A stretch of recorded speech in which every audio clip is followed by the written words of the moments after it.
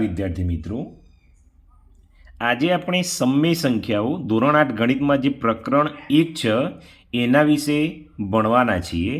હવે વિદ્યાર્થી મિત્રો, સમય સંખ્યાઓ ડાયરેક્ટ ભણી લેવું જરૂરી નથી, કારણ કે તમે સંખ્યાઓ વિશે સમજશો તો જ તમને પાછળ સ્વાધ્યાય આવશે.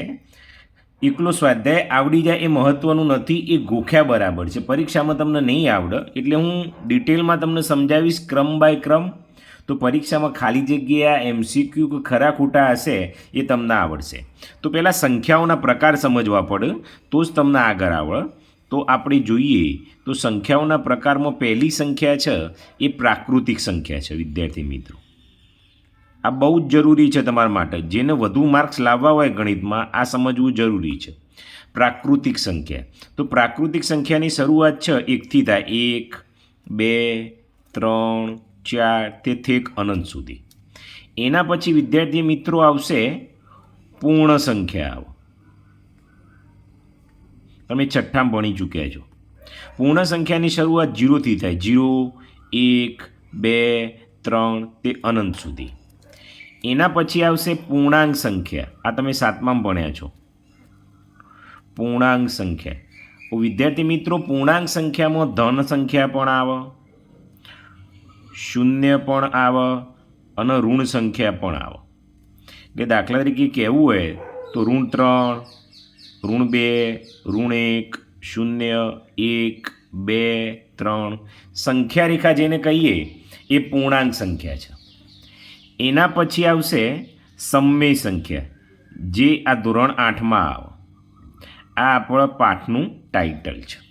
તો વિદ્યાર્થી મિત્રો, સંખ્યાના આ પ્રકાર પડે. હજી તમે આગળ જશો, કાલ 1 વર્ષ પછી 9મામાં આવશો તો વાસ્તવિક સંખ્યા આવશે. એ તમે 9મામાં શીખશો, પણ આટલું તમને આવડવું જોઈએ. પરીક્ષામાં પૂછાય કે સૌથી નાની પ્રાકૃતિક સંખ્યા કઈ, તો જવાબ આવશે 1. સૌથી મોટી પ્રાકૃતિક સંખ્યા કઈ, તો ના મળે. નીચેનામાંથી પૂર્ણ સંખ્યા કઈ છે, તો 0 પૂર્ણ સંખ્યામાં આવે. એવી કઈ સંખ્યા છે કે ધન આવે, શૂન્ય આવે અને ઋણ આવે, તો પૂર્ણાંક સંખ્યા આવે. સમય સંખ્યા એટલે શું, તો આપણે હવે જોઈએ. વિદ્યાર્થી મિત્રો, આ હું તમને કેમ સમજાવું છું, તો પાછળ પૂર્ણાંક સંખ્યાઓના ગુણધર્મો આવશે, એમાં જરૂરી છે. તો વ્યાખ્યા એવી છે,